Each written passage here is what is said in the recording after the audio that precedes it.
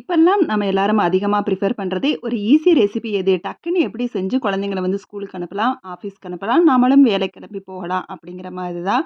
அதனால நம்மளோட பாரம்பரிய சமையலையே நம்ம நெறைய மறந்துட்டோம்.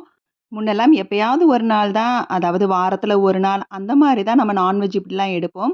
ஆனா இப்பல்லாம் எப்பயாவது ஒரு நாள் தான் அந்த புளிக்குழம்பு, பயறு குழம்பு அப்படிங்கிற மாதிரி ஆயிருச்சு. அதனால நம்ம குழந்தைங்களுக்குமே அது வந்து பிடிக்காம போயிருது.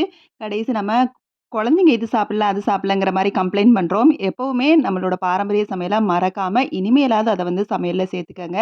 சொல்லிக்கிட்டே வந்து சிக்கன் குழம்பு ஊத்துறேன்னு நெனைக்காதீங்க. நான் வாரத்துக்கு ஒரு தடவ தான் சிக்கனோ, மட்டனோ எடுப்பேன்.